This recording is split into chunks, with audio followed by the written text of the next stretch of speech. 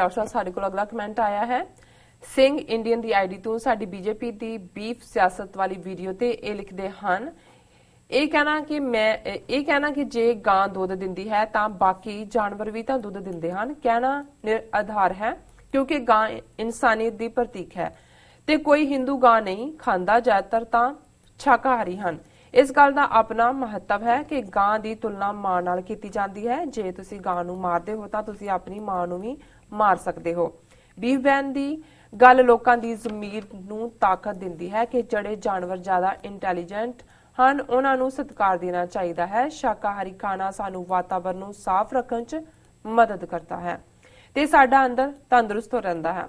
ਕਾਟਜੂ ਇੱਕ ਆਲੋਚਕ ਹੈ ਜਿਸ ਨੂੰ ਕੋਈ ਪੁੱਛਦਾ ਨਹੀਂ, ਜਿਹੜਾ ਸੰਜੇ ਦੱਤ ਦੇ ਗੁਨਾਹਾਂ ਨੂੰ ਮਾਫ ਕਰਨਾ ਚਾਹੁੰਦਾ ਸੀ। ਜੀ ਡਾਕਟਰ ਸਾਹਿਬ, ये पता नहीं सिंह इंडियन ने कि कुमार इंडियन ने, मुरारी लाल इंडियन ने कि राम दत्ता इंडियन ने जी, पर उन्होंने तुसी देखो हुणे असी चाणक्य की गल करके हटे हैं, आर्गूमेंट देखो और जदों आर्गूमेंट ये करनगे इन्नी कन्विक्शन नाल आर्गूमेंट करनगे कि आम नूं भी लगेगा कि भी वाकई गल तां ठीक है, ਗਾਂ ਜਿਹੜੀ ਹੈ ਉਹ ਦੁੱਧ ਦਿੰਦੀ ਹੈ ਔਰ ਇਹ ਜਿਹੜਾ ਉਸ ਨੂੰ ਅਸੀਂ ਮਾਂ ਦਾ ਰੁਤਬਾ ਦਿੱਤਾ ਹੈ। ਨਿਰਾਧਾਰ ਜਿਹੜਾ ਕੋਈ ਇਲਜ਼ਾਮ ਨਾ ਲਾਓ, ਇਹ ਤਾਂ ਇਨਸਾਨੀਅਤ ਹੈ। ਗਾਂ ਔਰ ਮਾਂ ਇਹ ਇਨਸਾਨੀਅਤ ਦੇ ਨੇ ਔਰ ਸ਼ਾਕਾਹਾਰੀ ਖਾਣਾ ਜਿਹੜਾ ਹੈ ਉਹ ਬਹੁਤ ਵਧੀਆ ਹੈ, ਵਾਤਾਵਰਣ ਨੂੰ ਸਾਫ਼ ਰੱਖਦਾ ਹੈ ਔਰ ਬਿਲਕੁਲ ਪੀਸ। ਔਰ ਜਦੋਂ ਸਾਰੇ ਸ਼ਾਕਾਹਾਰੀ ਹੋਣਗੇ ਤਾਂ ਫਿਰ ਦੁਨੀਆ ਦੇ ਵਿੱਚ ਸ਼ਾਂਤੀ ਹੋਏਗੀ। ਨਮੋ ਨਮੋ ਜੀ। ਹੁਣ ਪਹਿਲੀ ਗੱਲ, ਇੱਕ ਪਾਸੇ ਜਦੋਂ ਤੁਸੀਂ ਇਸੇ ਹੀ ਥਾਟ ਵਾਲਿਆਂ ਨੂੰ ਦੇਖਦੇ ਹੋ ਤੇ ਕਹਿਣਗੇ ਕਿ ਜੀ ਵੇਦ ਜਿਹੜੇ ਨੇ ਇਹ ਮੂਲ ਹੈ ਔਰ ਬ੍ਰਹਮਾ ਦੇ ਮੂੰਹ ਚੋਂ ਨਿਕਲੇ ਵੇਦ ਔਰ ਵੇਦਾਂ ਦਾ ਹਰ ਅੱਖਰ ਜਿਹੜਾ ਹੈ ਉਹ ਸੱਤ ਹੈ ਜੀ ਔਰ ਸਭ ਕੁਝ ਵੇਦਾਂ ਦੇ ਵਿੱਚ ਹੈ। ਜਦੋਂ ਸਾਇੰਸ ਦੀ ਤਰੱਕੀ ਦੀ ਵੀ ਗੱਲ ਹੁੰਦੀ ਹੈ ਤੇ ਇਹ ਉਹਨੂੰ ਵੇਦਾਂ ਦੇ ਨਾਲ ਜੋੜ ਦੇਣਗੇ ਕਿ ਜੀ ਵੇਦਾਂ 'ਚ ਸਾਰੀਆਂ ਕਾਢਾਂ ਸੀ, ਇਹ ਤਾਂ ਜਰਮਨ ਵਾਲਿਆਂ ਨੇ ਲਿਆਂਦੇ ਵੇਦ ਇੱਥੇ, ਇਹਨਾਂ ਨੇ ਕੱਢ ਕਢਾ ਕੇ ਫਿਰ ਉਹੀ ਸਾਇੰਟਿਸਟ ਜਰਮਨ ਦੇ ਅਮਰੀਕਾ ਔਰ ਰਸ਼ੀਆ ਗਏ, ਉੱਥੋਂ ਕਾਢਾਂ ਨਿਕਲੀਆਂ। ਹੁਣ ਰਿਗਵੇਦ ਜਿਹੜਾ ਪੁਰਾਣੇ ਵੇਦਾਂ ਚੋਂ ਹੈ, ਸਭ ਤੋਂ ਚਾਰੋਂ ਵੇਦਾਂ ਚੋਂ ਸਭ ਤੋਂ ਪੁਰਾਣਾ ਰਿਗਵੇਦ ਹੈ। ਉਹਦੇ 'ਚ ਹੈ ਹੀ ਜਿਹੜੇ ਨੇ ਕਿ ਯੱਗ ਕਿਵੇਂ ਕਰਨੇ ਨੇ। ਹੁਣ ਯੱਗ ਜਦੋਂ ਜਿਸ ਨੂੰ ਅਸੀਂ ਹਵਨ ਜਾਂ ਦੂਸਰਾ ਕਹਿੰਦੇ ਹਾਂ ਜੀ, ਹੁਣ ਯੱਗ ਜਿਹੜੇ ਨੇ ਉਹਨਾਂ ਦੇ ਵਿੱਚ ਕਿਹੜੇ ਜਾਨਵਰ ਨੂੰ ਮਾਰਿਆ ਜਾਣਾ ਹੈ, ਉਹਦੇ ਲਈ ਕੀ ਕਿਰਿਆਕਰਮ ਕਰਨਾ ਹੈ, ਕਿੰਨੇ ਹਜ਼ਾਰ ਪੰਡਤ ਬੈਠਣ, ਕਿਹੜੇ ਮੰਤਰ ਪੜ੍ਹਨ, ਉਹਨਾਂ ਦੀ ਖੁਰਾਕ ਕੀ ਹੋਏ, ਧੋਤੀਆਂ ਉਹਨਾਂ ਦੀਆਂ ਕਿਸ ਕਿਸਮ ਦੀਆਂ ਹੋਣ ਉਹਨਾਂ ਨੂੰ।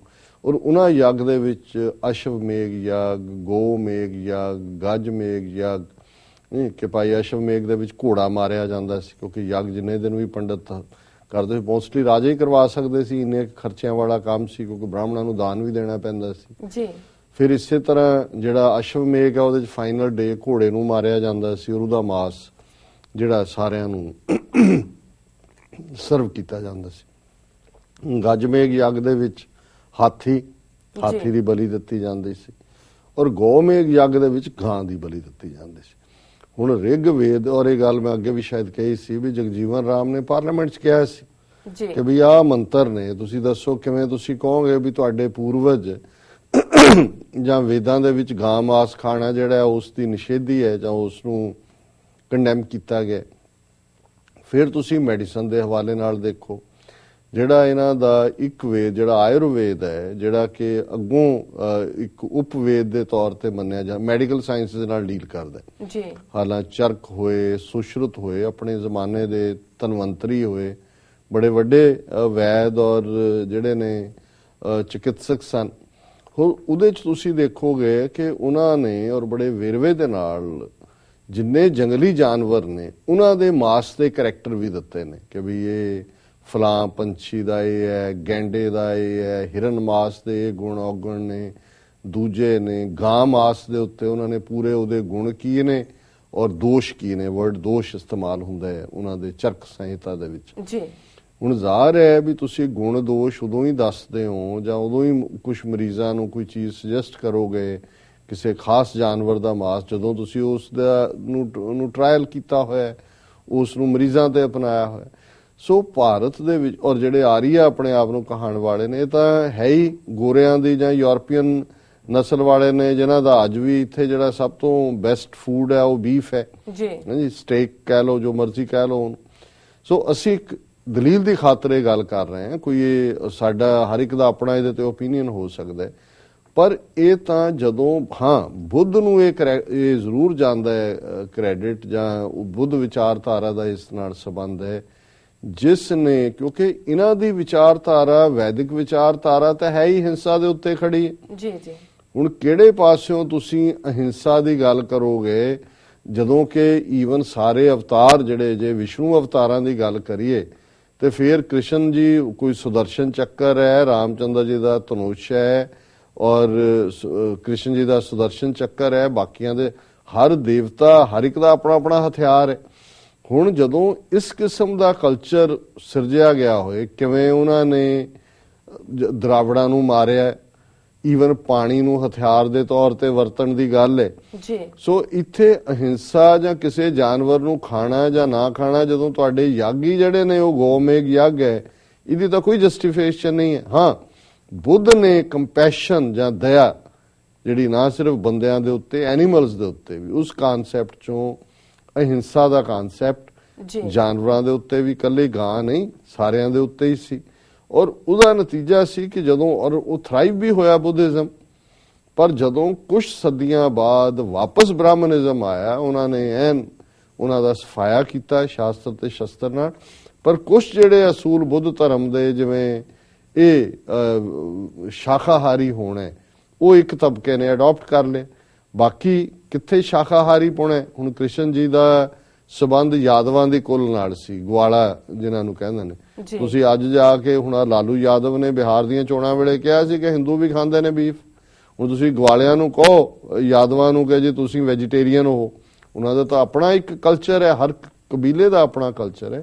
ਸੋ ਅਸੀਂ ਸਮਝਦੇ ਹਾਂ ਵੀ ਇਹ ਇਹਨਾਂ ਦੀਆਂ ਦਲੀਲਾਂ ਨੇ ਜਿਹਦੇ ਥੱਲੇ, ਔਰ ਅਸੀਂ ਇਹ ਨਹੀਂ ਕਹਿੰਦੇ ਕਿ ਭਾਈ ਕਿਹਨੇ ਕੀ ਖਾਣਾ, ਅਸੀਂ ਤਾਂ ਇਹ ਸਮਝਦੇ ਹਾਂ ਵੀ ਜੇ ਇਹ ਗੱਲ ਸਾਬਤ ਹੁੰਦੀ, ਹੁਣ ਭਾਰਤੀ ਸੰਵਿਧਾਨ ਬਾਰੇ ਗੱਲ ਕੀਤੀ ਜਾਂਦੀ, ਭਾਰਤੀ ਸੰਵਿਧਾਨ ਨੇ ਨਾ ਦੇ ਦਿੱਤਾ ਕੌ ਨੂੰ ਪਵਿੱਤਰ ਐਨੀਮਲ ਦਾ ਦਰਜਾ ਜੀ, ਹਾਲਾਂਕਿ ਉਦੋਂ ਸੰਵਿਧਾਨ ਨੂੰ ਹਿੰਦੂ ਬਣਾਉਣ ਦੀ ਦਲੀਲ ਵੀ ਸੀ, ਸੰਵਿਧਾਨ ਨੂੰ ਜਿਹੜਾ ਇਸ ਦੇ ਉੱਤੇ ਵੀ ਮੰਗ ਸੀ, ਲੇਕਿਨ ਉਹਨਾਂ ਨੇ ਇਹ ਖਾਣ ਪਹਿਨਣ ਦੂਜੇ ਤੀਜੇ ਇਹ ਸਾਰੇ ਨੂੰ ਉਹਨਾਂ ਨੇ ਇੰਡੀਵਿਜੂਅਲ ਆਜ਼ਾਦੀ ਦੇ ਉੱਤੇ ਛੱਡਿਆ। ਇਹ ਤਾਂ ਹੁਣ ਹਿੰਦੂਤਵਾ ਨੂੰ ਸੂਟ ਕਰਦਾ ਕਿ ਵੀ ਮੁਸਲਮਾਨਾਂ ਨੂੰ ਤੁਸੀਂ ਖੂੰਜੇ ਲਾਣਾ। ਸਿੱਖਾਂ ਦੇ ਹਵਾਲੇ ਨਾਲ ਅਸੀਂ ਇਹ ਸਮਝਦੇ ਹਾਂ ਵੀ ਅਸੀਂ ਇਸ ਕਰਕੇ ਇਸ ਪਾਠ ਦੇ ਉੱਤੇ ਰਹੇ, ਕਿਉਂਕਿ ਜਦੋਂ ਕਿ ਬਾਹਰਲਿਆਂ ਦਾ ਰਾਜ ਸੀ, ਇਸ ਨੂੰ ਇੱਕ ਜ਼ੁਲਮ ਦੇ ਤੌਰ ਦੇ ਉੱਤੇ, ਦੂਸਰਿਆਂ ਨੂੰ ਗੁਲਾਮੀ ਦੇ ਅਹਿਸਾਸ ਕਰਾਉਣ ਦੇ ਤੌਰ ਤੇ ਜਿਹੜਾ ਇਸਤੇਮਾਲ ਕੀਤਾ ਜਾਂਦਾ ਸੀ। ਔਰ ਸਿੱਖਾਂ ਨੇ ਜਦੋਂ ਆਜ਼ਾਦੀ ਦਾ ਸੰਕਲਪ ਦਿੱਤਾ ਹੀ ਨਹੀਂ, ਉਹਨਾਂ ਨੇ ਉੱਥੇ ਇੰਪਲੀਮੈਂਟ ਕੀਤਾ, ਤੇ ਫਿਰ ਜਿਹੜੇ ਸਿੰਬਲ ਜਿਹਦੇ 'ਚ ਗਊ ਹੱਤਿਆ ਵੀ ਸ਼ਾਮਲ ਸੀ, ਜਿਹੜੇ ਗੁਲਾਮੀ ਦੇ ਸਿੰਬਲ ਸੀ, ਉਹਨਾਂ ਨੂੰ ਅਨਡੂ ਕੀਤਾ। ਸੋ ਉਹਦੀ ਇੰਟਰਪ੍ਰੀਟੇਸ਼ਨ ਇੱਕ ਆਲ ਟੂਗੈਦਰ ਡਿਫਰੈਂਟ ਹੈ, ਲੇਕਿਨ ਇਹਨੂੰ ਹਿੰਸਾ ਨਾਲ ਜੋੜਨਾ, ਪਵਿੱਤਰ ਅਪਵਿੱਤਰ ਨਾਲ ਜੋੜਨਾ। ਸਾਰੇ ਗੁਰੂ ਗ੍ਰੰਥ ਸਾਹਿਬ ਕੋਈ ਤੁਕ ਐਸੀ ਨਹੀਂ ਹੈ ਜਿਹੜੀ ਗਾਂ ਨੂੰ ਪਵਿੱਤਰ ਜਾਂ ਕੋਈ ਮਾਂ ਦਾ ਦਰਜਾ ਦਿੰਦੀ ਹੋਏ। ਸੋ ਹੈ ਹੀ ਗੱਲ ਅਕਾਲ ਪੁਰਖ ਦੀ ਹੈ, ਔਰ ਇਸ ਹਵਾਲੇ ਨਾਲ ਮੈਂ ਸਮਝਦਾ, ਪਰ ਕਿਉਂਕਿ ਹਿੰਦੂਤਵਾ ਦਾ ਏਜੰਡਾ ਉਹਨਾਂ ਨੂੰ ਸੂਟ ਕਰਦਾ, ਔਰ ਉਹਦੇ ਚੋਂ ਨਾਮਧਾਰੀ ਕੁੱਕੇ ਹੋਣ, ਦੂਜੇ ਹੋਣ, ਉਹਨਾਂ ਨੂੰ ਵੀ ਅੱਗੇ ਲਾਇਆ ਹੁੰਦਾ। ਔਰ ਬਹੁਤ ਵਾਰੀ ਸਾਡੇ ਵੀ ਵੀਰ ਭੈਣਾਂ ਕਈ ਵਾਰੀ ਕੰਟੈਕਸਟ ਨੂੰ ਸਮਝੇ ਬਿਨਾ ਜਿਹੜਾ ਅਸੀਂ ਇਹਨਾਂ ਦੇ ਜਿਹੜਾ ਉਹ ਰੱਥ ਦੇ ਉੱਤੇ ਚੜੇ ਹੁੰਦੇ। ਸੋ ਇਹਨਾਂ ਦਾ ਫਿਰ ਵੀ ਸ਼ੁਕਰੀਆ, ਇਹਨਾਂ ਨੇ ਸਾਨੂੰ ਲਿਖਿਆ ਜੀ। ਡਾਕਟਰ ਸਾਹਿਬ ਤੁਹਾਡਾ ਬਹੁਤ ਬਹੁਤ ਸ਼ੁਕਰੀਆ, ਤੁਸੀਂ ਆਪਣੇ ਵਿਚਾਰ ਸਾਡੇ ਦਰਸ਼ਕਾਂ ਨੂੰ ਆਈਆਂ ਈਮੇਲ ਤੇ ਮੈਸੇਜ ਉੱਪਰ ਪਾਏ ਨੇ, ਤੇ ਹੁਣ ਤੁਸੀਂ ਸਾਡੇ ਦਰਸ਼ਕਾਂ ਨੂੰ ਦੱਸੋ ਅੱਜ ਦਾ ਵਿਚਾਰ। ਅੱਜ ਦੇ ਵਿਚਾਰ ਲਈ ਅਸੀਂ ਕਬੀਰ ਸਾਹਿਬ ਦਾ ਇੱਕ ਸ਼ਬਦ, ਜਿਸ ਦਾ ਉੱਪਰਲਾ ਥੱਲੇ ਗੌੜੀ ਵੀ ਸੋਰਠ ਵੀ ਦੇ ਥੱਲੇ ਚੱਲ ਰਹੇ ਜੀ, ਉਸ ਨੂੰ ਸਾਂਝਾ ਕਰਾਂਗੇ। ਜਲ ਹੈ ਸੂਤਕ, ਥਲ ਹੈ ਸੂਤਕ, ਸੂਤਕ ਓਪਤ ਹੋਈ, ਜਨਮੇ ਸੂਤਕ, ਮੂਏ ਫੁਨ ਸੂਤਕ, ਸੂਤਕ ਪਰਜ ਬਿਗੋਈ, ਕੌਰੇ ਪੰਡਿਆ ਕੌਣ ਪਵੀਤਾ, ਐਸਾ ਗਿਆਨ ਜਪੋ ਮੇਰੇ ਮੀਤਾ ਰਹਾਓ। ਨੈਨੋ ਸੂਤਕ, ਬੈਨੋ ਸੂਤਕ, ਸੂਤਕ ਸ਼੍ਰਵਣੀ ਹੋਈ, ਊਠਤ ਬੈਠਤ ਸੂਤਕ ਲਾਗੈ, ਸੂਤਕ ਪਰੈ ਰਸੋਈ। ਫਾਸਣ ਕੀ ਬਿਦ ਸਭ ਕੋ ਜਾਣੈ, ਛੂਟਨ ਕੀ ਇੱਕ ਕੋਈ, ਕਹਿ ਕਬੀਰ ਰਾਮ ਹਿਰਦੈ ਵਿਚਾਰੈ, ਸੂਤਕ ਤਿਨੈ ਨਾ ਹੋਈ। ਜੀ ਹੁਣ ਸੂਤਕ ਸ਼ਬਦ ਦਾ ਮਤਲਬ ਹੈ ਅਪਵਿੱਤਰ, ਔਰ ਬਹੁਤ ਵਾਰ ਇਹ ਵੀ ਬ੍ਰਾਹਮਣੀਕਲ ਡਿਕਰੀ ਸੀ। ਹੁਣ ਕਹਿਣ ਨੂੰ ਤਾਂ ਇਹ ਕਹਿਣਗੇ ਕਿ ਜੀ ਇਹ ਬਾਲ ਵਿਆਹ ਇਸ ਲਈ ਸ਼ੁਰੂ ਹੋਏ ਕੁੜੀਆਂ ਦੇ ਕਿਉਂਕਿ ਜਿਹੜੇ ਬਾਹਰਲੇ ਹਮਲਾਵਰ ਸੀ ਉਹ ਚੁੱਕ ਕੇ ਲੈ ਜਾਂਦੇ ਸੀ, ਔਰ ਫਿਰ ਉਹਨੂੰ ਜਿਹੜਾ ਹੈ ਉਹ ਜੇ ਵਿਆਹ ਦਿੰਦੇ ਸੀ ਕਿ ਸਹੁਰਿਆਂ ਦੇ ਹਵਾਲੇ ਹੋ ਗਈਆਂ, ਔਰ ਉਹ ਜ਼ਿੰਮੇਵਾਰ ਹੁੰਦੇ ਸੀ। ਹਾਲਾਂਕਿ ਇਸ ਬਾਰੇ ਮੰਨੂ ਨੇ ਕੀ ਕਿਹਾ ਕਿ ਬਈ ਕੁੜੀ ਦਾ ਵਿਆਹ ਕਿੰਨੀ ਉਮਰ 'ਚ ਹੋਣਾ ਚਾਹੀਦਾ, ਤੇ ਫਿਰ ਉਹ ਕੋਈ ਵੱਖਰਾ ਨਹੀਂ ਹੈ ਜੋ ਸੈਮੈਟਿਕ ਧਰਮਾਂ 'ਚ, ਉਹ ਮੈਂ ਦੁਹਰਾ ਨਹੀਂ ਸਕਦਾ ਇਸ ਫੋਰਮ ਤੋਂ। ਜੀ ਇਸੇ ਤਰ੍ਹਾਂ ਜਦੋਂ ਬੱਚਾ ਬੱਚੀ ਪੈਦਾ ਹੁੰਦੇ ਸੀ, ਔਰ ਉਸ ਦੌਰਾਨ ਔਰਤ ਨੂੰ ਤਾਂ ਵੈਸੇ ਹੀ ਸ਼ੂਦਰ ਬਣਾਇਆ ਹੋਇਆ ਸੀ, ਉਹਨੂੰ ਜਨੇਊ ਦਾ ਹੱਕ ਨਹੀਂ ਸੀ, ਲੇਕਿਨ ਜਿਹੜੀ ਬੱਚਾ ਬੱਚੀ ਜੰਮਣ ਵਾਲੀ ਔਰਤ ਹੈ ਉਹਨੂੰ ਅਪਵਿੱਤਰ ਮੰਨਿਆ ਜਾਂਦਾ ਸੀ। 13 ਦਿਨ ਤੱਕ ਉਸ ਦੇ ਘਰ ਜਿਹੜਾ ਜੰਮਿਆ ਬਾਲ ਔਰ ਮਾਂ ਹੈ ਉਹ ਅਪਵਿੱਤਰ, ਉਹਦੇ ਕੋਈ ਨੇੜੇ ਨਹੀਂ ਸੀ ਜਾਂਦਾ, ਉਹਨੂੰ ਚੌਂਕੇ 'ਚ ਨਹੀਂ ਸੀ ਵੜਨ ਦਿੱਤਾ ਜਾਂਦਾ ਕਿ ਇਹ ਸੂਤਕ ਹੈ, ਕਿ ਅਪਵਿੱਤਰਤ ਹੈ। ਔਰ ਗੁਰੂ ਨਾਨਕ ਸਾਹਿਬ ਦਾ ਇੱਕ ਸ਼ਬਦ ਜਿਹੜਾ ਅਸੀਂ ਆਸਾ ਦੀ ਵਾਰ 'ਚ ਪੜ੍ਹਦੇ ਹਾਂ, ਜੇਕਰ ਸੂਤਕ ਮੰਨੀਏ ਸਭੇ ਸੂਤਕ ਹੋਏ ਗੋਹੇ ਅਤੇ ਲੱਕੜੀ, ਅੰਦਰ ਕੀੜਾ ਹੋਏ ਜੇਤੇ ਦਾਣੇ ਅੰਨ ਕੇ ਜੀਆਂ ਬਾਜ ਨਾ ਕੋਏ, ਪਹਿਲਾ ਪਾਣੀ ਜਿਉ ਹੈ ਜਿਤ ਹਰਿਆ ਸਭ ਕੋਏ। ਹੁਣ ਇਸ ਦੇ ਥੱਲੇ ਵੀ ਇਹ ਸੂਤਕ ਦੀ ਗੱਲ ਹੀ ਸੀ ਕਿ ਭਾਈ ਤੁਸੀਂ ਕਿਹਨੂੰ ਅਪਵਿੱਤਰ ਬਣਾਇਆ ਹੋਇਆ ਹੈ, ਜਿਹੜਾ ਤੁਸੀਂ ਰਸੋਈ ਦੇ ਵਿੱਚ ਅੱਗ ਬਾਲ ਰਹੇ ਹੋ, ਲੱਕੜਾਂ ਹੈ, ਗੋਹੇ ਦੀਆਂ ਪਾਥੀਆਂ ਬਾਲ ਰਹੇ ਹੋ, ਉਹਨਾਂ ਦੇ ਅੰਦਰ ਕੀੜੇ ਨੇ, ਸੂਤਕ ਦਾ ਉੱਥੇ ਵੜਿਆ ਹੋਇਆ ਜੀ ਜਾਨਦਾਰ ਕੀੜਾ ਉਹਦੇ ਵਿੱਚ ਹੈ, ਤੁਸੀਂ ਔਰਤ ਨੂੰ ਅਪਵਿੱਤਰ ਬਣਾਇਆ। ਸੁਖਬੀਰ ਸਾਹਿਬ ਨੇ ਵੀ ਇਹੀ ਥੀਮ ਜਿਹੜਾ ਹੈ ਇਹਨਾਂ ਨੂੰ ਬ੍ਰਾਹਮਣਵਾਦੀ ਥਾਟ ਨੂੰ ਨਕਾਰਨ ਦੇ ਲਈ ਇਸਤੇਮਾਲ ਕੀਤਾ ਹੈ। ਜਲ ਹੈ ਸੂਤਕ, ਥਲ ਹੈ ਸੂਤਕ, ਸੂਤਕ ਓਪਤ ਹੋਈ, ਕਿ ਸਾਰੀ ਕ੍ਰੀਏਸ਼ਨ ਹੀ ਜਲ ਦੇ ਵਿੱਚ ਉਹ ਹੈ, ਥਲ ਦੇ ਵਿੱਚ ਹੈ, ਉਪਜ ਹੀ। ਜੇ ਔਰਤ 13 ਦਿਨ ਸੂਤਕ ਹੈ ਤੇ ਉਹਨੂੰ ਜਿਹਨੇ ਜੰਮਿਆ ਜਿਸ ਮੁੰਡੇ ਕੁੜੀ ਨੂੰ ਉਹ ਵੀ ਸੂਤਕ ਹੈ, ਉਹਨੂੰ ਜੰਮਣ ਵਾਲੀ ਵੀ ਸੂਤਕ ਹੈ ਜੇ ਤੁਹਾਡੇ ਕਹਿਣ ਮੁਤਾਬਕ। ਜਨਮੇ ਸੂਤਕ ਮੂਏ ਫਨ ਸੂਤਕ, ਸੂਤਕ ਪਰਜ ਬਿਗੋਈ, ਕਿ ਸਭ ਕੁਝ ਹੀ ਜਨਮ ਤੋਂ ਮੌਤ ਤੱਕ ਸੂਤਕ ਨਾਲ ਹੀ ਜੁੜਿਆ ਹੋਇਆ ਹੈ। ਔਰ ਇਹ ਸੂਤਕ ਦਾ ਚਰਚਾ ਕਰਨ ਵਾਲੇ, ਇਸ ਕਿਸਮ ਦੇ ਵਹਿਮ ਭਰਮ ਖੜਾ ਕਰਨ ਵਾਲੇ ਖਵਾਰੀ ਦੇ ਮੂੰਹ ਜਾਣ ਵਾਲੇ ਨੇ। ਬਿਗੋਈ ਹੁੰਦਾ ਖਵਾਰ ਹੋਣਾ। ਕੌਰੇ ਪੰਡਿਆ ਕੌਣ ਪਵਿੱਤਾ, ਇਹ ਪੰਡਤ ਇਹ ਦੱਸਦੇ ਸਹੀ, ਜੇ ਔਰਤ ਵੀ ਸੂਤਕ ਹੈ, ਉਹਦਾ ਜੰਮਿਆ ਨਵਾਂ ਬੱਚਾ ਬੱਚੀ ਵੀ ਸੂਤਕ ਹੈ, ਤੇ ਪਵਿੱਤਰ ਤੂੰ ਦੱਸ ਕੌਣ ਹੈ? ਤੂੰ ਹੁਣ ਗੋਹੇ ਅਤੇ ਲੱਕੜੀ ਅੰਦਰ ਕੀੜਾ, ਤੂੰ ਵਿੱਚ ਬੈਠਾ ਹੋਇਆ ਰਸੋਈ ਦੇ, ਤੂੰ ਵੀ ਜਿਹੜਾ ਫਿਰ ਤਾਂ ਸੂਤਕ ਹੋ ਗਿਆ। ਕੌਰੇ ਪੰਡਿਆ ਕੌਣ ਪਵਿੱਤਾ, ਐਸਾ ਗਿਆਨ ਜਪੋ ਮੇਰੇ ਮੀਤਾ। ਉਹ ਪੰਡਤ ਨੂੰ ਕਹਿੰਦੇ ਨੇ ਕਿਉਂ ਤੂੰ ਭੁਲੇਖਿਆਂ 'ਚ ਦੁਨੀਆ ਨੂੰ ਫਸਾਇਆ ਹੋਇਆ, ਉਸ ਨਿਰੰਕਾਰ ਦੇ ਨਾਂ ਨੂੰ ਯਾਦ ਕਰ, ਨਿਰੰਕਾਰ ਦੇ ਨਾਲ ਜੁੜ। ਨੈਨੋ ਸੂਤਕ ਬੈਨੋ ਸੂਤਕ, ਸੂਤਕ ਸ਼ਰਵਣੀ ਹੋਈ, ਕਿ ਅਸਲੀ ਸੂਤਕ ਤਾਂ ਹੁੰਦਾ ਜਦੋਂ ਅਸੀਂ ਅੱਖਾਂ ਦੇ ਨਾਲ ਮਾੜਾ ਦੇਖਦੇ ਹਾਂ, ਸੁਣਦੇ ਮਾੜੀਆਂ ਗੱਲਾਂ, ਕੰਨਾਂ ਦੇ ਨਾਲ ਮਾੜਾ ਸੁਣਦੇ ਹਾਂ। ਊਠਤ ਸੂਤਕ, ਊਠਤ ਬੈਠਤ ਸੂਤਕ ਲਾਗੇ, ਸੂਤਕ ਪਰੈ ਰਸੋਈ, ਸਾਰਾ ਕੁਝ ਹੀ ਸੂਤਕ ਹੈ। ਹੁਣ ਜਦੋਂ ਗੁਰੂ ਸਾਹਿਬ ਨੇ ਸਾਨੂੰ ਇਹ ਕਿਹਾ ਕਿ ਇਹ ਸ਼ਰਵਣੋ ਮੇਰਿਓ ਐਸੇ ਸੁਣਨੇ ਨੂੰ ਪਠਾਏ, ਇਹ ਨੇਤਰੋ ਮੇਰਿਓ ਹਰ ਤੁਮੇ ਜੋਤ ਰੱਖੀ, ਹਰ ਬਿਨ ਅਵਰ ਨਾ ਦੇਖੋ ਕੋਈ, ਨੇਤਰੀ ਹਰ ਨੇ ਹਾਲਿਆ, ਇਹ ਵਿਸ ਸੰਸਾਰ ਤੁਮ ਦੇਖਦੇ ਹੋ, ਹਰ ਕਾ ਰੂਪ ਹੈ, ਹਰ ਰੂਪ ਨਦਰੀ ਹੈ। ਹੁਣ ਇਹੀ ਕਬੀਰ ਸਾਹਿਬ ਕਹਿ ਰਹੇ ਨੇ ਕਿ ਅੱਖਾਂ ਦਾ ਸੂਤਕ ਮਾੜਾ ਦੇਖਣਾ ਹੈ, ਕੰਨਾਂ ਦਾ ਸੂਤਕ ਮਾੜਾ ਸੁਣਨਾ ਹੈ, ਹੱਥਾਂ ਪੈਰਾਂ ਦਾ ਸੂਤਕ ਮਾੜੇ ਪਾਸੇ ਤੁਰ ਕੇ ਜਾਣਾ। ਊਟਤ ਬੈਠਤ ਸੂਤਕ ਲਾਗੇ, ਸੁਗਤ ਸੂਤਕ ਪਰੈ ਰਸੋਈ, ਫਾਸਨ ਕੀ ਬਿਦ ਸਭ ਕੋ ਜਾਣੇ, ਛੂਟਨ ਕੀ ਇੱਕ ਕੋਈ। ਕਹਿੰਦੇ ਨੇ ਹੇ ਪੰਡਤ, ਤੂੰ ਜਿਹੜਾ ਇਹ ਸਾਰਾ ਚੱਕਰ ਵੀ ਖਿਲਾਰਿਆ ਹੋਇਆ ਨਾ, ਇਹ ਸਭ ਲੋਕਾਂ ਨੂੰ ਫਸਾਣ ਦੀ ਲਾਈਨ ਹੈ, ਹੋਰ ਇਹਦੇ 'ਚ ਕੁਛ ਨਹੀਂ ਹੈ। ਕੱਢਣ ਦੀ ਲਾਈਨ ਕਿੱਥੇ ਹੈ? ਲੋਕਾਂ ਨੂੰ ਭਰਮ ਭੁਲੇਖਿਆਂ ਚੋਂ ਕੱਢ ਕੇ ਲਿਬਰੇਟ ਕਰਨ ਦੀ ਲਾਈਨ ਕਿੱਥੇ ਹੈ? ਕਹਿ ਕਬੀਰ ਰਾਮ ਹਿਰਦੈ ਵਿਚਾਰੈ, ਸੂਤਕ ਤਿਨੈ ਨਾ ਹੋਈ।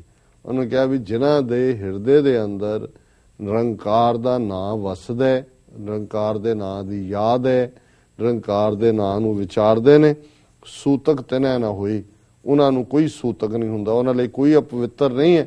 ਔਰ ਸਾਨੂੰ ਤਾਂ ਫਿਰ ਗੁਰੂ ਸਾਹਿਬ ਦਾ ਹੁਕਮ ਹੈ ਕਿ ਖਾਣਾ ਪੀਣਾ ਪਵਿੱਤਰ ਹੈ, ਦਿੱਤੋ ਨ ਰਿਜਕ ਸੰਭਾਏ, ਕਿ ਇਹ ਰਿਜਕ ਸਤਿਗੁਰੂ ਦਾ ਦਿੱਤਾ ਹੈ, ਅਕਾਲ ਪੁਰਖ ਦਾ, ਉਹਨੂੰ ਯਾਦ ਕਰਕੇ ਜੋ ਵੀ ਸਾਡੇ ਕੋਲ ਅਵੇਲੇਬਲ ਹੈ ਖਾਣਾ ਪੀਣਾ, ਉਹ ਨਿਰੰਕਾਰ ਦੀਆਂ ਦਾਤਾਂ ਨੇ। ਸੋ ਇਹ ਅੱਜ ਦਾ ਵਿਚਾਰ ਹੈ ਜੀ ਡਾਕਟਰ ਸਾਹਿਬ ਤੁਹਾਡਾ ਬਹੁਤ ਬਹੁਤ ਸ਼ੁਕਰੀਆ ਤੁਸੀਂ ਅੱਜ ਦਾ ਵਿਚਾਰ ਸਾਡੇ ਦਰਸ਼ਕਾਂ ਨਾਲ ਸਾਂਝਾ ਕੀਤਾ ਇਸ ਨਾਲ ਆਪਣੇ ਵਿਊਅਰਸ ਕੋਲ ਲੈਣੇ ਇਜਾਜ਼ਤ ਵਿਊਅਰਸ ਤੁਹਾਡਾ ਬਹੁਤ ਬਹੁਤ ਸ਼ੁਕਰੀਆ ਤੁਸੀਂ ਆਪਣੇ ਕੀਮਤੀ ਸਮੇਂ ਵਿੱਚ ਸਮਾਂ ਕੱਢ ਕੇ ਸਾਨੂੰ ਆਪਣੇ ਰਾਏ ਤੇ ਸੁਝਾਅ ਭੇਜੇ ਨੇ ਤਾਂ ਇਸ ਤਰ੍ਹਾਂ ਭੇਜਦੇ ਰਹਿਣਾ ਸਾਡੇ ਇਸ ਪਤੇ ਤੇ sos@tv84.tv ਤੇ ਅਸੀਂ ਆਪਣਾ ਪ੍ਰੋਗਰਾਮ ਲੈ ਕੇ ਫਿਰ ਦੁਬਾਰਾ ਤੁਹਾਡੇ ਸਨਮੁਖ ਹੋਵਾਂਗੇ ਤਦ ਤੱਕ ਲਈ ਮੈਨੂੰ ਤੇ ਡਾਕਟਰ ਸਾਹਿਬ ਨੂੰ ਆਗਿਆ ਦਿਓ ਬੁਲਾ ਦਿਓ ਫਤਿਹ ਵਾਹਿਗੁਰੂ ਜੀ ਕਾ ਖਾਲਸਾ ਵਾਹਿਗੁਰੂ ਜੀ ਕੀ ਫਤਿਹ